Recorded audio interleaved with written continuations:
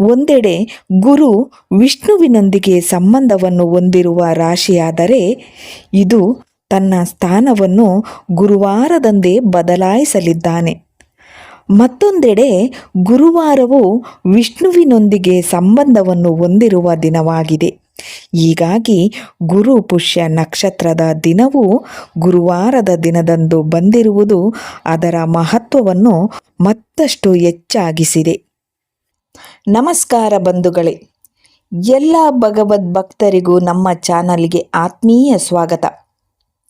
2026 June 18 ಗುರುವಾರ ಅತ್ಯಂತ ಅಪರೂಪದ ಹಾಗೂ ಮಹಾಶುಭದಾಯಕವಾದ ಗುರು ಪುಷ್ಯ ಯೋಗವು ಬಂದಿದೆ.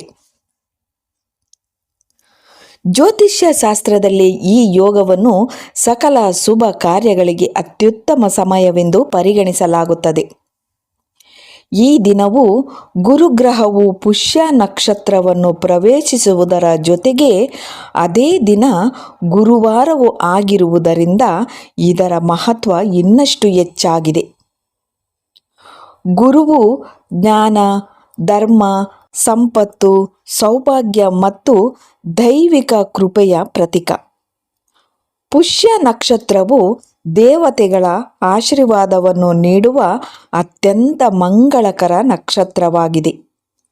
ಈ ಎರಡು ಒಂದಾಗುವ ಕಾರಣ ಈ ದಿನ ಮಾಡಿದ ಪೂಜೆ, ಜಪ, ದಾನ, ಧಾರ್ಮಿಕ ಕಾರ್ಯಗಳು ವಿಶೇಷ ಫಲವನ್ನು ನೀಡುತ್ತವೆ ಎಂದು ಶಾಸ್ತ್ರಗಳು ಹೇಳುತ್ತವೆ. ಹಾಗಾದರೆ ಈ ಪವಿತ್ರ ದಿನದಂದು ಮನೆಯಲ್ಲಿ ಪೂಜೆಯನ್ನು ಹೇಗೆ ಮಾಡಬೇಕು? ಯಾವ ಕೆಲಸಗಳನ್ನು ಮಾಡಿದರೆ ಹೆಚ್ಚಿನ ಫಲ ಸಿಗುತ್ತದೆ? ಯಾವ ಮಂತ್ರಗಳನ್ನು ಜಪಿಸಬೇಕು ಎಂಬುದನ್ನು ಈಗ ತಿಳಿದುಕೊಳ್ಳೋಣ ಬನ್ನಿ. ಮೊದಲು ಈ ದಿನದ ಶುಭ ಸಮಯವನ್ನು ತಿಳಿದುಕೊಳ್ಳೋಣ. 2026 ಜೂನ್ 18 ಗುರು ಪುಷ್ಯ ಯೋಗವು ಬೆಳಗ್ಗೆ 5:24 ಆರಂಭವಾಗಿ ಬೆಳಗ್ಗೆ 11:30 ಇರುತ್ತದೆ. ಈ ಸಮಯದಲ್ಲಿ ಮಾಡುವ ಪೂಜೆ, ಜಪ, ದಾನ ಮತ್ತು ಶುಭ ಕಾರ್ಯಗಳು ಅತ್ಯಂತ ಫಲಪ್ರದವಾಗಿರುತ್ತದೆ. ಬಂಧುಗಳೇ, ಈ ದಿನ ಮುಂಜಾನೆ ಬೆಳಗ್ಗೆ ಎದ್ದು ಸ್ನಾನ ಮಾಡಿ ಶುದ್ಧವಾದ ಹಾಗೂ ಸಾಧ್ಯವಾದರೆ ಹಳದಿ ಬಣ್ಣದ ವಸ್ತ್ರವನ್ನು ಧರಿಸಿ. ನಂತರ ಮನೆಯ ಪೂಜಾ ಸ್ಥಳವನ್ನು ಸ್ವಚ್ಛಗೊಳಿಸಿ ದೇವರ ಮುಂದೆ ತುಪ್ಪದ ದೀಪವನ್ನು ಹಚ್ಚಿ. ತುಪ್ಪದ ದೀಪವು ಮನೆಯೊಳಗೆ ಸಕಾರಾತ್ಮಕ ಶಕ್ತಿಯನ್ನು ಆಕರ್ಷಿಸಿ ದೈವಿಕ ಕೃಪೆಯನ್ನು ಹೆಚ್ಚಿಸುತ್ತದೆ. ಈ ದಿನದಂದು ಶ್ರೀ ಮಹಾವಿಷ್ಣು ಹಾಗೂ ಮಹಾಲಕ್ಷ್ಮಿ ದೇವಿಯನ್ನು ಒಟ್ಟಿಗೆ ಪೂಜಿಸುವುದು ಅತ್ಯಂತ ಮಂಗಳಕರ. ವಿಷ್ಣುವಿಲ್ಲದೆ ಲಕ್ಷ್ಮಿ ಇಲ್ಲ, ಲಕ್ಷ್ಮಿ ಇಲ್ಲದೆ ವಿಷ್ಣುವಿನ ಸಂಪೂರ್ಣ ಕೃಪೆಯು ಸಿಗುವುದಿಲ್ಲ ಎಂದು ಶಾಸ್ತ್ರಗಳು ಹೇಳುತ್ತವೆ. ಆದ್ದರಿಂದ ತುಳಸಿ ದಳ, ಹಳದಿ ಹೂಗಳು, ಹಣ್ಣುಗಳು ಹಾಗೂ ಸಿಹಿ ನೈವೇದ್ಯಗಳನ್ನು ಸಮರ್ಪಿಸಿ ಭಕ್ತಿಯಿಂದ ಆರಾಧನೆ ಮಾಡಿ. ಗುರು ಪುಷ್ಯ ಯೋಗದ ದಿನ ಈ ಕೆಳಗಿನ ಮಂತ್ರಗಳನ್ನು ಪಠಿಸಿದರೆ ವಿಶೇಷ ಫಲ ದೊರೆಯುತ್ತದೆ. ಓಂ ಭ್ರೂಂ ಬೃಹಸ್ಪತಿಯೇ ನಮಃ. ಈ ಮಂತ್ರವನ್ನು 108 ಬಾರಿ ಜಪಿಸುವುದು ಅತ್ಯಂತ ಶುಭಕರ. ಅದರೊಂದಿಗೆ ಓಂ ನಮೋ ನಾರಾಯಣಾಯ ಎಂಬ ಅಷ್ಟಾಕ್ಷರಿ ಮಹಾಮಂತ್ರವನ್ನು ಸಾಧ್ಯವಾದಷ್ಟು ಬಾರಿ ಜಪಿಸಿ. ಹಾಗೆಯೇ ವಿಷ್ಣು ಸಹಸ್ರನಾಮ ಪಾರಾಯಣ ಮಾಡಿದರೆ ಕುಟುಂಬದಲ್ಲಿ ಸುಖ, ಶಾಂತಿ, ಐಶ್ವರ್ಯ ಹಾಗೂ ಧನ ಸಮೃದ್ಧಿ ಹೆಚ್ಚುತ್ತದೆ. ಬಂಧುಗಳೇ, ಗುರುಗ್ರಹಕ್ಕೆ ಹಳದಿ ಬಣ್ಣ ಬಹಳ ಪ್ರಿಯವಾಗಿದೆ.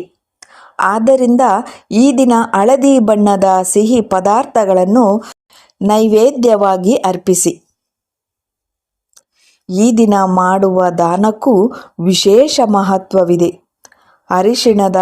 ಅರಿಶಿಣ, ಕಡಲೆಬೇಳೆ, ಹಳದಿ ಬಟ್ಟೆ, ಬಾಳೆಹಣ್ಣು ಅಥವಾ ಹಳದಿ ಬಣ್ಣದ ಆಹಾರ ಪದಾರ್ಥಗಳನ್ನು ಬಡವರಿಗೆ ಅಥವಾ ಅಗತ್ಯ ಇರುವವರಿಗೆ ದಾನ ಮಾಡಿದರೆ ಗುರುಗ್ರಹದ ಕೃಪೆ ಹೆಚ್ಚುತ್ತದೆ. ಇನ್ನೊಂದು ಮುಖ್ಯವಾದ ಆಚರಣೆ ಎಂದರೆ ಬಾಳೆ ಗಿಡದ ಪೂಜೆ. ಬಾಳೆ ಗಿಡವನ್ನು ಶ್ರೀ ಮಹಾವಿಷ್ಣುವಿನ ಪ್ರತೀಕವೆಂದು ಪರಿಗಣಿಸಲಾಗುತ್ತದೆ. ಈ ದಿನ ಬಾಳೆ ಗಿಡಕ್ಕೆ ನೀರು ಅರ್ಪಿಸಿ, ಅರಿಶಿಣ ಕುಂಕುಮ ಹಚ್ಚಿ, ದೀಪ ಹಚ್ಚಿ ನಮಸ್ಕರಿಸಿದರೆ ವಿವಾಹ ವಿಳಂಬ, ಉದ್ಯೋಗದ ಸಮಸ್ಯೆಗಳು, ವ್ಯಾಪಾರದಲ್ಲಿನ ಅಡೆತಡೆಗಳು ದೂರವಾಗುತ್ತದೆ. ಇದರ ಜೊತೆಗೆ ಈ ದಿನ ಬೆಳಿಗ್ಗೆ ಸ್ನಾನದ ನಂತರ ಅರಿಶಿಣ ಮತ್ತು ಕುಂಕುಮದ ತಿಲಕವನ್ನು ಧರಿಸುವುದು ಬಹಳ ಶುಭ. ಇದರಿಂದ ಗುರುಗ್ರಹದ ಅನುಗ್ರಹ ದೊರೆತು ಸಮಾಜದಲ್ಲಿ ಗೌರವ, ಕೀರ್ತಿ ಹಾಗೂ ಆತ್ಮವಿಶ್ವಾಸ ಹೆಚ್ಚುತ್ತದೆ. ಬಂಧುಗಳೇ, ಗುರು ಪುಷ್ಯ ಯೋಗವು ಹೊಸ ಕೆಲಸಗಳನ್ನು ಆರಂಭಿಸಲು ಅತ್ಯುತ್ತಮ ಸಮಯವಾಗಿದೆ. ಈ ದಿನ ಹೊಸ ವ್ಯಾಪಾರ ಆರಂಭಿಸುವುದು, ಬ್ಯಾಂಕ್ ಖಾತೆ ತೆರೆಯುವುದು, ಹೂಡಿಕೆ ಮಾಡುವುದು, ಚಿನ್ನ ಖರೀದಿಸುವುದು, ಹೊಸ ವಾಹನ ಅಥವಾ ಮನೆಗೆ ಸಂಬಂಧಿಸಿದ ಕಾರ್ಯಗಳನ್ನು ಆರಂಭಿಸುವುದು, ಧಾರ್ಮಿಕ ಕಾರ್ಯಗಳಿಗೆ ಸಂಕಲ್ಪ ಮಾಡುವುದು ಇವೆಲ್ಲವೂ ಶುಭಕರವೆಂದು ಪರಿಗಣಿಸಲಾಗಿದೆ. ಆದರೆ ಒಂದು ವಿಷಯವನ್ನು ನೆನಪಿಡಿ, ಯಾವುದೇ ಪೂಜೆ ಅಥವಾ ಮಂತ್ರಕ್ಕಿಂತ ಮುಖ್ಯವಾದದ್ದು ಶ್ರದ್ಧೆ, ಭಕ್ತಿ ಮತ್ತು ನಿಷ್ಕಪಟ ಮನಸ್ಸು. ದೇವರು ನಮ್ಮ ಭಕ್ತಿಯನ್ನು ನೋಡುತ್ತಾನೆ, ವೈಭವವನ್ನು ಅಲ್ಲ. ಆದ್ದರಿಂದ ಈ ಪವಿತ್ರ ದಿನವನ್ನು ಸಾಧ್ಯವಾದಷ್ಟು ಸಾತ್ವಿಕವಾಗಿ ಕಳೆಯಿರಿ. ದೇವರ ನಾಮಸ್ಮರಣೆ ಮಾಡಿ, ಬಡವರಿಗೆ ಸಹಾಯ ಮಾಡಿ, ಹಿರಿಯರ ಆಶೀರ್ವಾದ ಪಡೆಯಿರಿ.